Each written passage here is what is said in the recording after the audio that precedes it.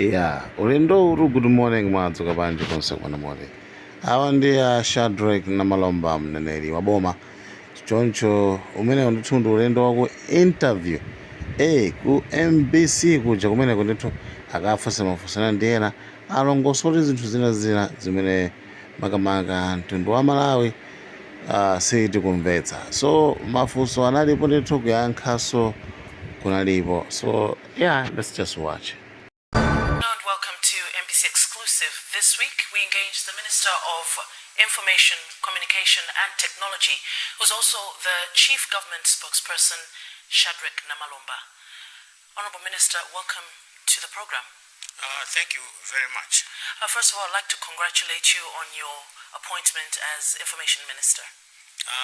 Thank you very much for those sentiments. I must, on the onset, express my gratitude to His Excellency Professor Peter Mutharika.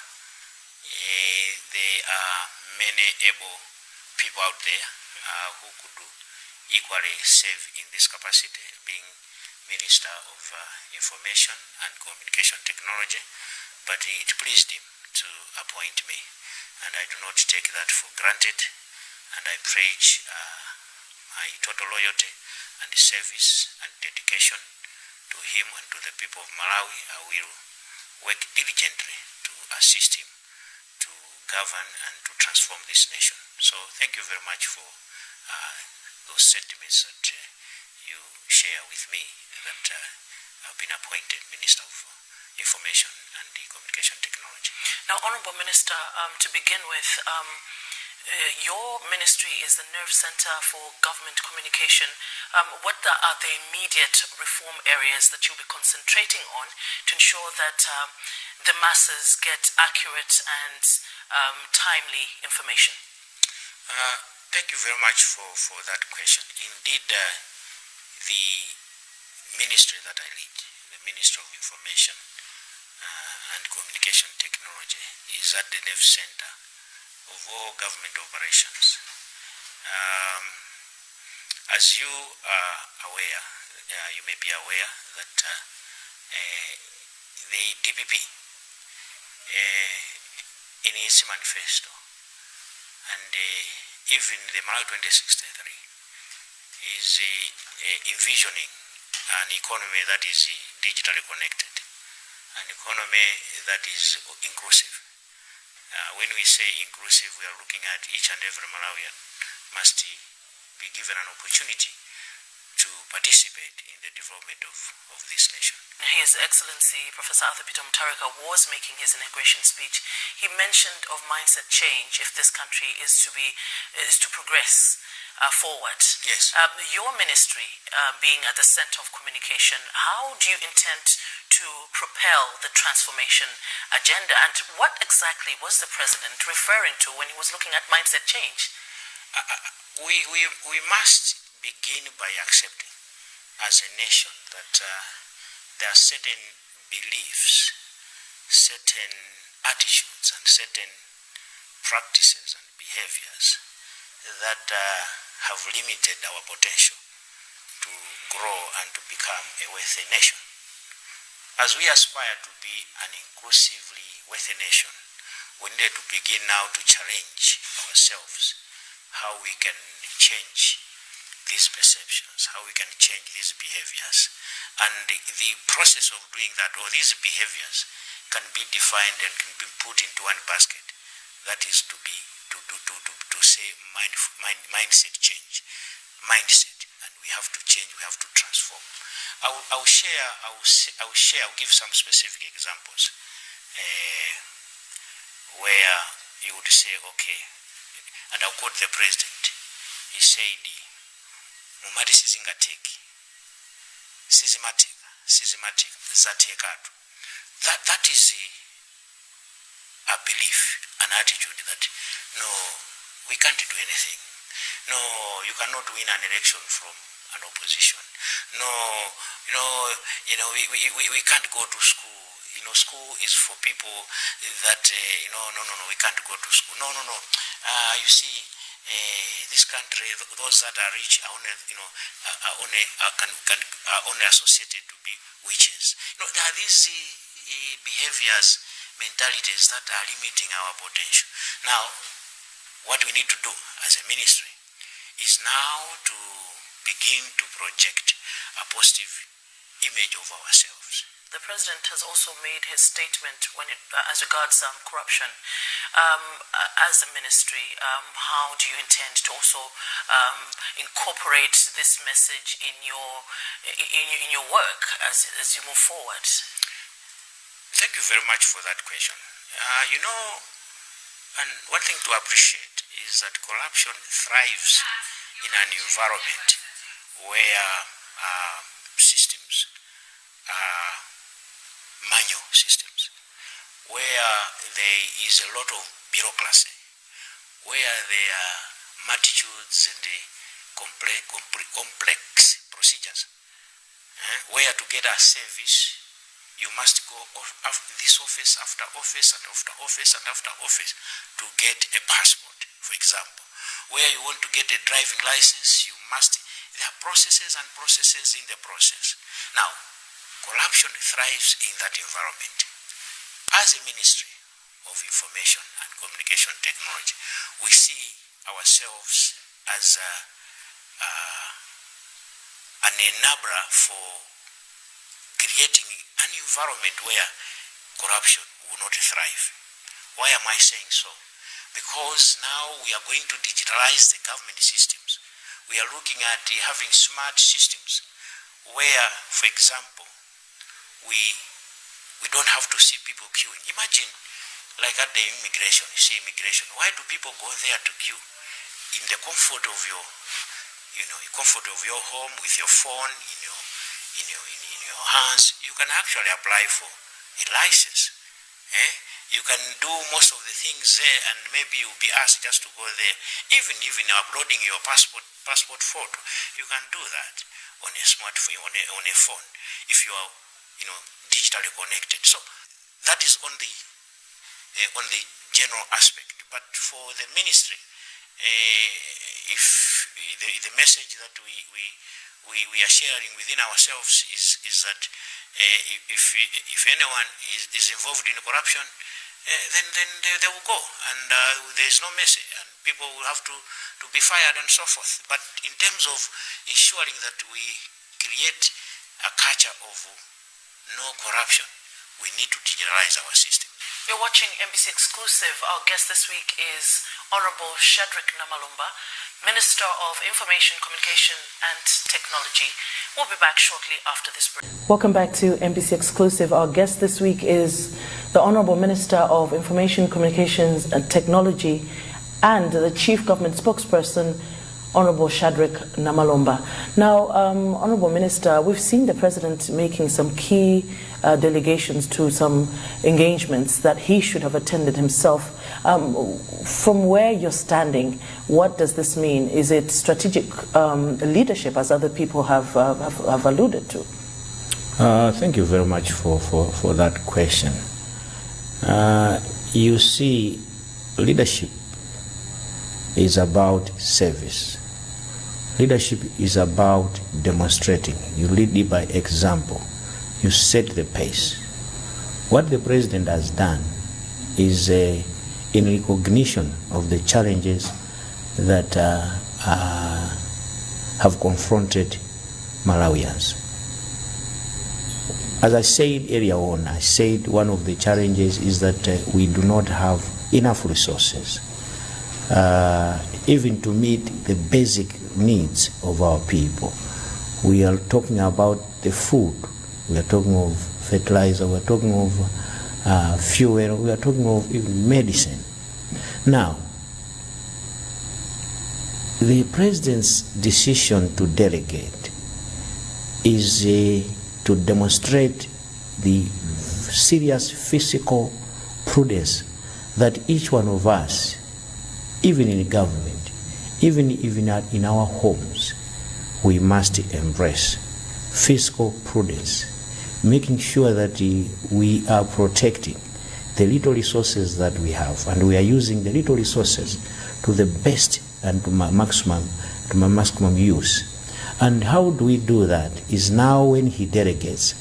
You may wish to note that when the president is he himself undertaking such visits, such international trips, a lot of money is spent. How that money is spent, you have security that accompanies him, you have officials that go with him, and also when he goes there, he travels not like an ordinary person, because he is a president. So when he delegates, for example, he delegates to his vice president, he delegates to a minister like myself, the money that is involved, the cost that is involved, is much lesser than when he had undertaken, if he had undertaken the trip himself. So that is to demonstrate the financial prudence. And as I said, this is the pace, and this is the kind of leadership that we want. We should not have a leadership that is obsessed with jumping from this plane into another, or this hotel into another. Since he came in, he has not traveled. He has never gone outside. Yeah. Since he came in, he was sworn in. He moved from Mangochi to Blantyre to Lilongwe. He's yet to go to Mzuzu. He has not. That's how he has traveled. And when you look at that, if he were other people, and I know the previous regime was each and every day they were on the road, and each and every day I can estimate, and this is not. I must put a caveat. This is not the exact amount, but I would think that when a president gets out, maybe 100 million is spent on that particular day. Now you can imagine a president is on the road each and every day, 100 million, and imagine that 100 million, what it can do. For you to construct a school block, you are looking at 60 million. So imagine every day you are borrowing money, which would have constructed you maybe 2 school blocks and would have accommodated over 80 students. Now, related to that, we've heard the president saying that he was going to maintain a lean cabinet. Yes, exactly. And of course, he mentioned that he wanted to put people who are professionals in strategic positions. Yes. Where you are now, you think the president is walking the talk on that? He is indeed. A little bit of some background. The previous government had over 35, I think around 35 cabinet ministers. The government of His Excellency Professor Arthur Peter Mutharika, including he himself, in there, about 22 members in the cabinet. Already you're looking at a saving of about 13 portfolios, 14 ministers. And if we were to compute how much each minister actually gets, it could be a lot of money. It would be a lot of money, in my view. And therefore, he is also living the talk. He doesn't just promise. He is a president that when he says something, and when he says it, you should know that he means it. And he follows through and he does it. And indeed, he has done it. Cabinet, including he himself, the vice president, the first vice president, the second vice president, 22 members, if not 21, about 22 members, yes. He has done it. And also, in that cabinet, when you look at the individuals that have been appointed, you see class, you see quality, you see expertise. I wouldn't pick on anyone to say, okay, this person doesn't deserve to be there. They deserve to be there. By their experience, number one, by also their qualifications. It is a team that comprises of people of different backgrounds, and I'm so sure, and I can attest to this, that it is a team that is going to deliver. So indeed, yes, the president lived to his promise. He said, "I will have a lean cabinet," and he has done it, and I will appoint professionals, and he has done it. And indeed, just to also invite Malawians that to believe in His Excellency Professor Arthur Peter Mutharika. When he says that we are going to restore this nation, we are going to end this hunger, they must believe him. One issue that has been generated a lot of discussion is the issue to do with the free primary and secondary education, which government will be implementing from January 2026. What are you doing to ensure that the masses understand this whole concept? Indeed, yes. Let me also express gratitude to His Excellency Professor Arthur Peter Mutharika for pronouncing that primary school and secondary school will be free in terms of school fees. There will not be any person paying school fees.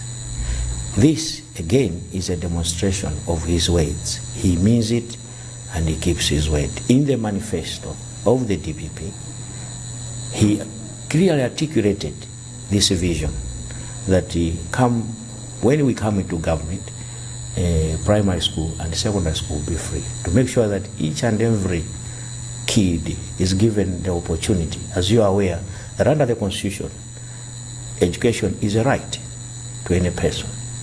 And when it's a right, it must not be abused, or you must not must make sure that you provide the opportunity for that right to be there. I should also get to this opportunity to say this.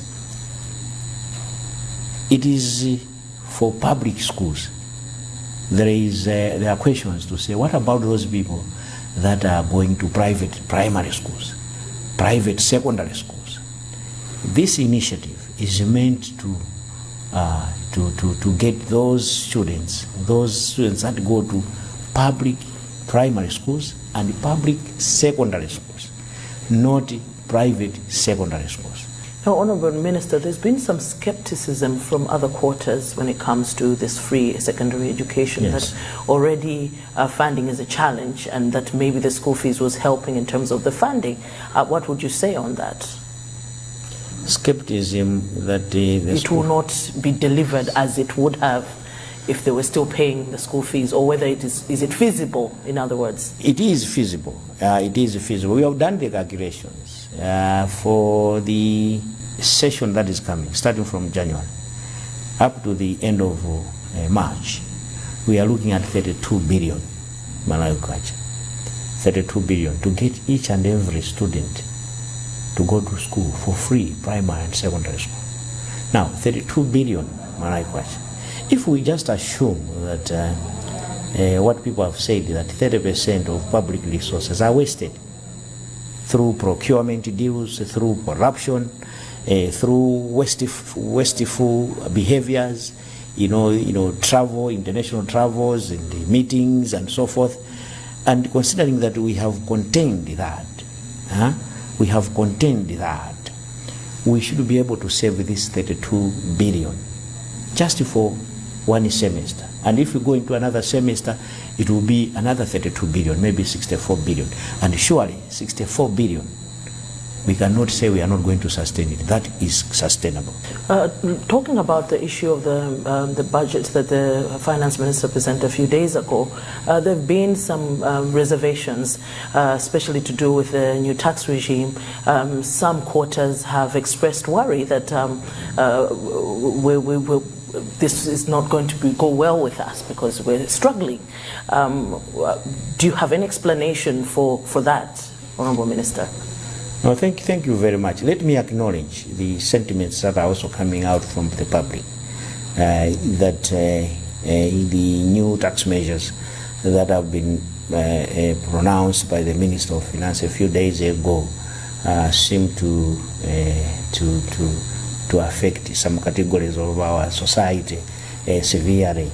I am talking about the civil servants in particular. They have expressed worry about this issue. But I must say this.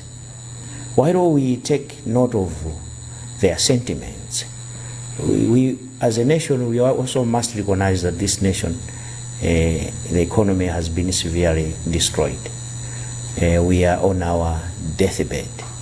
And for us to resuscitate from that, we must indeed go through a process of healing and medication. And that medication can be bitter. And indeed, it is bitter because people have complained, and we take notice of that. Why I'm saying it has been destroyed, we are talking about 21.60 trillion debt, loans that we have borrowed, and we are failing even to service them because we must be paying to the banks that we have borrowed this money from. On top of that, even the budgets that we come up with every year, we spend beyond them. Already for 6 months, certain budget lines that were provided resources for 1 year, in 6 months alone, they were overspent. Could it be because of the election? Maybe it was. It was because of that. But most of the budget lines were spent. We talk of wages and salaries. They were also overspent. Why? We recruited so many people. Did we need all these people? Maybe yes, maybe no. But because it was, some people would say, because it was an election year, and the government that was there wanted to appease each and everyone. Now you look at the revenues, the tax revenues. The tax revenues, who does pay, does contribute. Then you are looking at the one that is employed, you are looking at the companies that are doing business here, but also you are looking at the people themselves, everyone in the country, as they consume the services and the goods in the country. Normally they do contribute something. Now that's a source that you're also looking at to say, okay, can we get something just to close this gap? Now, the sentiments that have come now is to do with the PAYE. That the PAYE, particularly those that earn low amounts, right now they are paying more taxes than before. I would want just to demonstrate, and as I do that, I'm agreeing with these sentiments to an extent, to a point. A person that was earning 170,000 before these tax measures was paying tax at 4,000 kwacha. Now that person will not be paying any taxes. That person will get the whole 170,000 without any tax deduction. Now you go on and you reach even 200,000 kwacha per month. You see that person will pay less taxes than before. Now you get to 270. At 270, we call it the equilibrium point, where now that person will not pay any taxes more than before. They will be paying the same taxes. But now the situation changes after 270, going up. That's when you begin to contribute more. So the idea of the tax measures that have come is to say that those that earn more must also contribute more. Those that earn less must contribute less. Now, maybe the discussion should be at 270, would one be considered to be a low wage earner or not? Could we say maybe a low wage earner is around 500,000, 600,000? But in the view of taxes and the tax policy formulators, and in the view of government, the view taken was that anyone above 270 could contribute more in terms of PAYE. Similarly, the view taken by government was that companies that earn super profits, you see there are certain companies that earn a lot of money. Initially, the threshold was 10 billion. Now, 10 billion, that's when you now start paying a tax. Is it at, I think it should be at, was it at 40% or so? Now, that threshold has been reduced to 5 billion. Or what we are saying is that pay more because you are also earning more. So this is a concept. But I think the question should be now to say, okay, people are complaining. Maybe the majority of people that are complaining do not earn less than 270,000. Maybe they are earning more than that. Name all the institutions that are there, the parastatals that are there. You can win an election without them. Honourable Minister, finally, what would be your final sentiments as we go towards the dying minutes of this program? Thank you very much. My last comments would be to the people of Malawi. Believe in your government. You voted for the government of His Excellency Professor Arthur Peter Mutale, and there was a reason why we did that. The reason was that we transform this country, we restore this country, first from the challenges that we have, and then move forward to transform it into an inclusive, wealthy nation, where each and every Malawian can be proud of, can say that I am a Malawian and I'm part of this transformation. Honourable Minister, thank you so much for joining us in NBC Exclusive. Thank you very much. Thank you. Well, that's it for NBC Exclusive this week. Our guest was the Minister of Information, Communication and Technology, who is also government spokesperson, Honourable Shadrek Namalomba. Until next time, it's thanks for watching and goodbye.